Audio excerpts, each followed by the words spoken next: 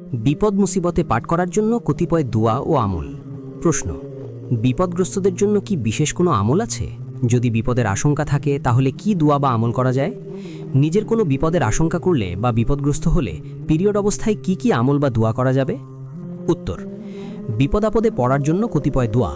Number 1, Umme Salma রাদিয়াল্লাহু আনহু থেকে বর্ণিত, তিনি বলেন, আমি রাসূলুল্লাহ সাল্লাল্লাহু আলাইহি ওয়াসাল্লামকে বলতে শুনেছি, মানুষের উপর কোনো বিপদ এলে সে যদি এই দোয়া পাঠ করে, আল্লাহ তাআলা তাকে তার বিপদের প্রতিদান দেন এবং সে যা কিছু হারিয়েছে তার বদলে তার চেয়ে উত্তম কিছু দান করেন। আল্লাহুম্মা আজ্জিরনি ফি মুসিবাতি ওয়া আখলিফ লি খায়রাম মিনহা। অর্থ: আমরা আল্লাহর জন্য এবং আমাদেরকে তারই দিকে ফিরে যেতে হবে। হে আল্লাহ, বিপদে আমাকে সওয়াব দান করুন এবং যা হারিয়েছি তার বদলে তার চেয়ে ভালো কিছু দান করুন। সহিহ মুসলিম। 2, ইবনে আব্বাস রাদিয়াল্লাহু আনহু থেকে বর্ণিত, তিনি বলেন, রাসূলুল্লাহ সাল্লাল্লাহু আলাইহি ওয়াসাল্লাম বিপদের সময় এই দোয়াটি পাঠ করতেন। লা ইলাহা ইল্লাল্লাহুল আযীমুল হালিম, লা ইলাহা ইল্লাল্লাহু রাব্বুল আরশিল আযীম, লা ইলাহা ইল্লাল্লাহু রাব্বুস সামাওয়াতি ওয়া রাব্বুল আরদি ওয়া রাব্বুল আরশিল কারীম।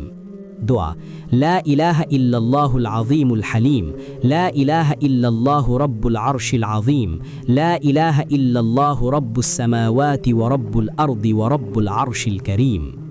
অর্থ: আল্লাহ ব্যতীত কোনো উপাস্য নেই, তিনি পরম সহিষ্ণু ও মহাজ্ঞানী। আল্লাহ ব্যতীত কোনো উপাস্য নেই, তিনি মহান আরশের প্রভু।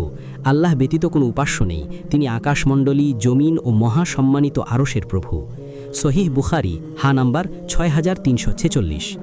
3, বিসমিল্লাহিল্লাযী লা ইয়াদুররু মা ইসমিহি শাইউন ফিল আরদি ওয়ালা ফিস সামা ওয়া হুয়াস সামিউল আলীম। অর্থ: আমি সেই আল্লাহর নামে শুরু করছি যার নামের বরকতে আকাশ ও পৃথিবীর কোনো কিছুই কোনো অনিষ্ট সাধন করতে পারে না। তিনি সর্বশ্রোতা, তিনি সর্বজ্ঞান সম্পন্ন।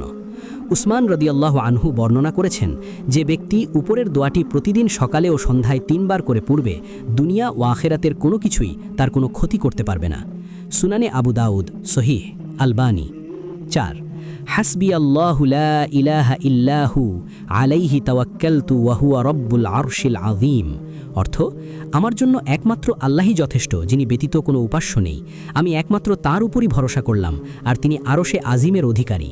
সূরা তওবা 129 নং আয়াত। যে ব্যক্তি প্রতি সকাল ও সন্ধ্যায় উপরের আয়াতটি 7 বার পড়বে, দুনিয়া ও আখেরাতের সকল চিন্তাভাবনার জন্য আল্লাহই তার জন্য যথেষ্ট হবেন। আবু দাউদ, সহিহ আলবানী। মহিলাদের ঋতুস্রাব চলাকালীন সময় দুয়া, জিকির, ইস্তেগফার, দুরুদ, তাসবিহ, তাহলিল ইসলামী বই পুস্তক পড়তে পারে, এতে শরীয়তে কোনো সমস্যা নেই। আল্লাহু আ'লাম। উত্তর প্রদানে আব্দুল্লাহিল হাদী বিন আব্দুল জলিল।